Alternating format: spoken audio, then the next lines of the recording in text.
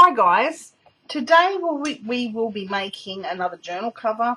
As usual, I will be using the packaging from our beer cartons. I find this packaging really strong and sturdy, and it's one of my favourite things to use to make journal covers, to be honest. This journal will be A5 size, which will basically be a piece of copy paper just folded in half. I find this a nice size for my journals. So we will be doing that, and I need 3 pieces of these cards. So that'll be 3 pieces for one side, 3 pieces for the other, and 3 pieces for the spine. So what's that? 3, 6. So basically 9 pieces that I will have to stick together. So basically the 2 sides of the cover and the spine. So once I've cut my cards out to size, I give them a light sanding with a sanding block just to get rid of that plastic coating off the front. It just makes the glue a little bit easier to stick to. So once I've done that, I will stick these together along with the spine, and then we will go from there.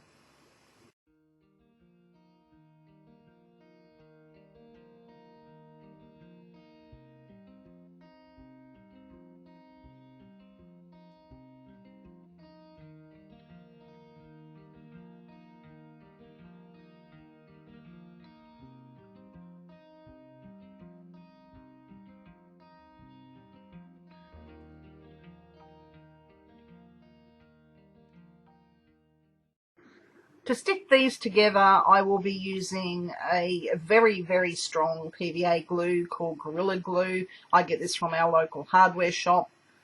I basically use this just for my covers because, like I said, it's very strong, and I know once the card's stuck, it's not going to come undone unless, you know, you drop it in a bucket of water and leave it there for 6 months or something.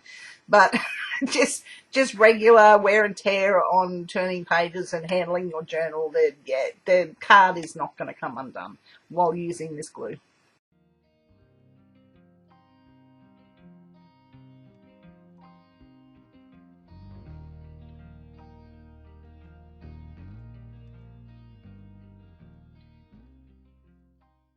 So here we are the next day. Our card is dry, it's very sturdy and very strong. So now we'll move on to the next step. Now when you make something like this out of scrap pieces of card, I'm not sure about book, the book cardboard. I think that's what they call it, book card, or the thick card from file folders or something. I've never used that stuff before for my journal covers. I only use this packaging. But it's very important that you let your card dry. It's very important that you let your cover process dry in between stages.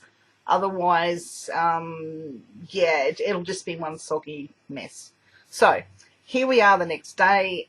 Everything's nice and dry. So I'm just going to position my cover to my spine and put the hinges on and cover it with a KFC takeaway bag. It just gives it that little bit of added strength. And I always cover my journals this way because it makes me, I don't know, it might sound strange, but when I cover my journals with scraps of paper, it could just be a normal brown paper bag, a shopping bag. It could be junk mail flyers from your mailbox. Any sort of paper I use. This time I'll be using a KFC bag. It just helps me bond with my journal. I can envision how I'm going to set the cover out and how I want it to look while I'm doing this process. But before I continue with that, like I said, we will be putting the hinges on, and I use a scrap of cotton bed sheet. And in this case, it's a strip of an old pillowcase that I ripped up, and I prefer to use cotton as my hinges. compared to tape or anything like that, because I don't know, I just like using fabric. Everybody has their own favorite way of making things. This is just my process. So you can bind your spine with anything you want. You can make your cover with anything you want. But yeah, this is just my process that I thought I would share with you.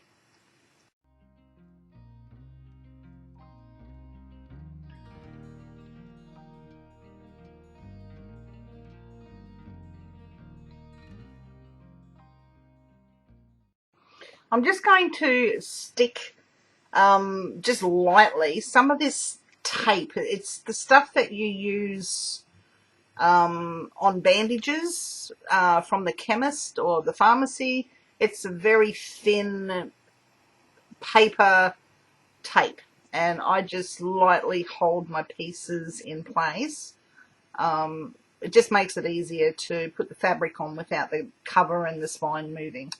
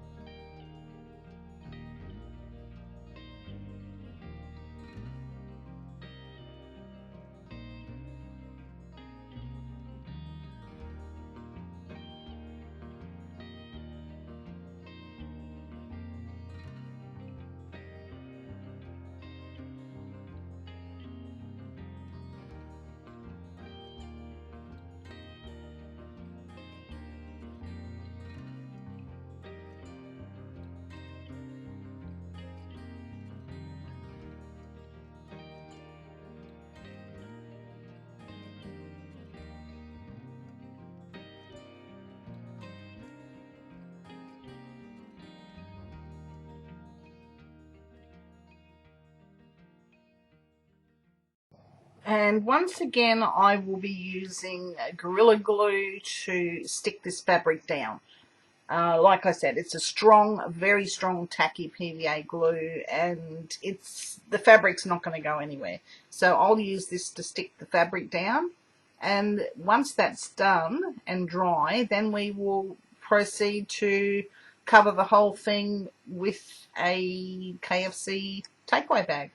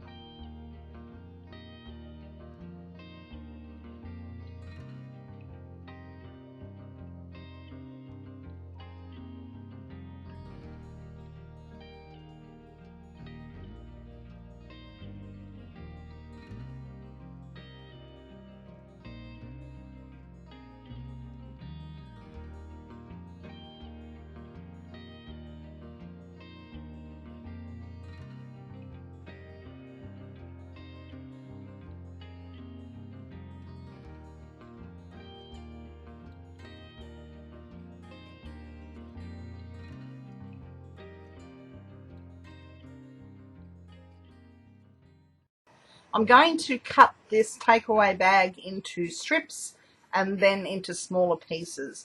Sometimes I just feel like tearing, sometimes I feel like cutting. Today it's a day for cutting. So once I've cut all these to the desired size that I'm after, I will then continue to stick them onto this cover. I will be using PVA, just a regular PVA white glue, half and half, so basically half water, half PVA mix, and I will use that to stick this takeaway bag onto the card.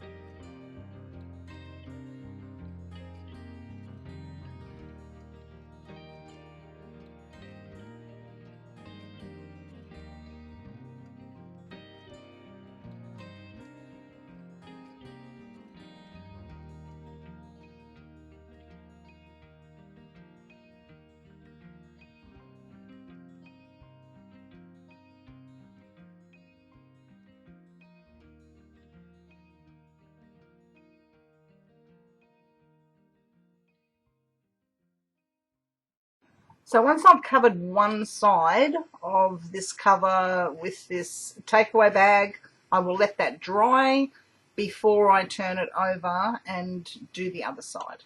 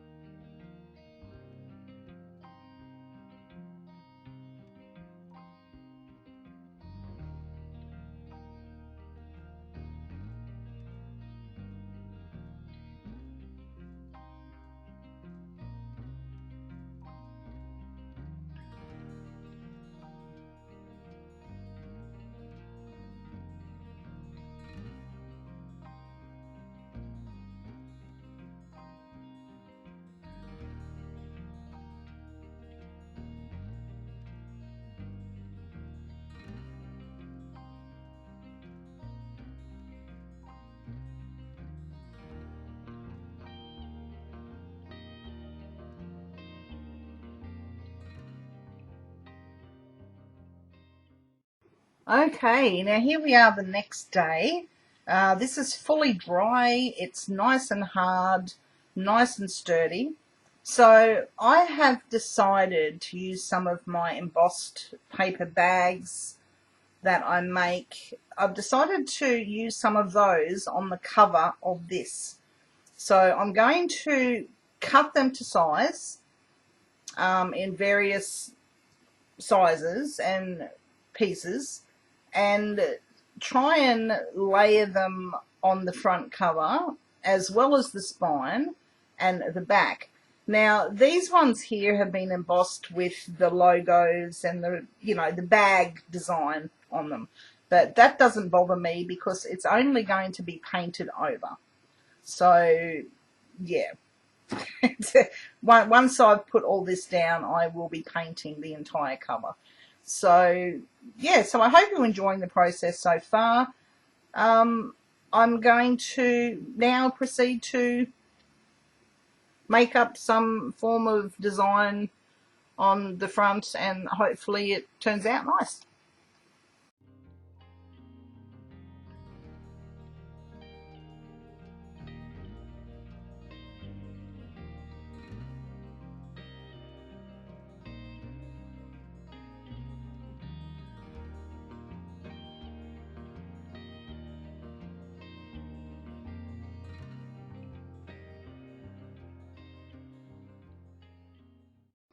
So once I've decided on the design I like, I will then stick it down. So I'm going to use Mod Podge on the front of the cover just to see how that goes. I normally use PVA, but I thought I'd give Mod Podge a try and just see the result.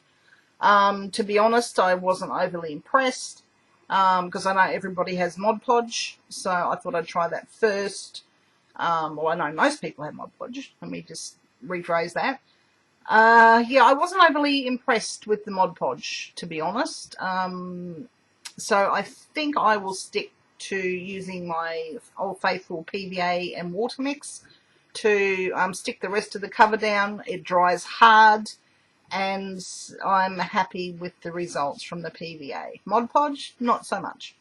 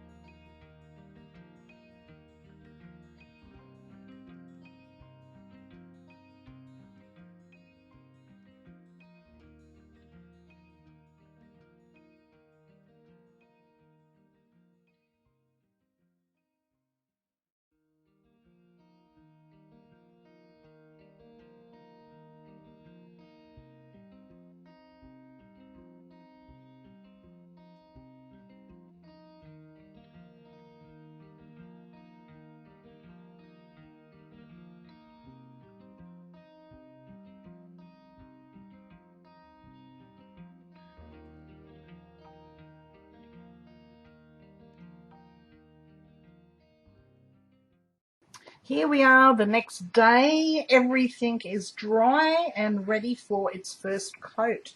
So I'm going to give the first coat in white gesso. That will help the paint stick to the glossy surface, because obviously there's Mod Podge on one side and there's PVA on the other. So the gesso will just help the paint stick.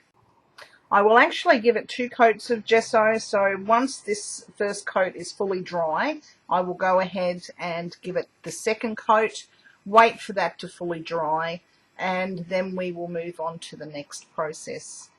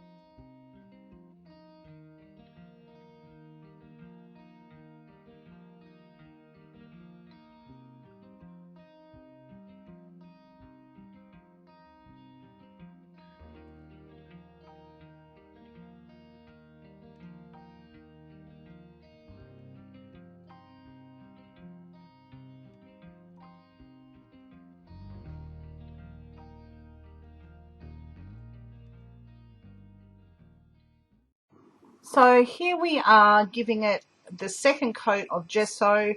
Once I've done the whole cover, I will then allow that to dry overnight until it is fully dry before I move on to the next step.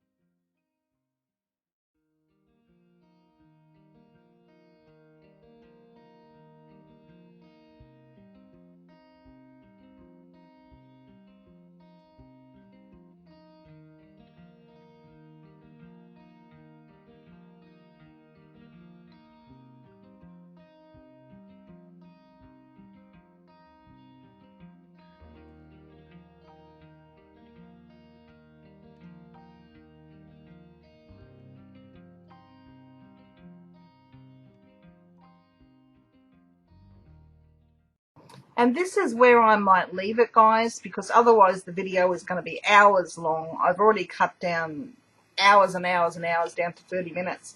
So I will leave it right here, and I will be back with part 2 of painting the cover. So thanks for hanging out with me, guys. I hope you've enjoyed this process so far. If you have, leave comments in the comment section below. If you have any questions, please ask, and I will hopefully be able to answer your queries. Anyway, until the next video, I will catch us all later. Bye for now, guys.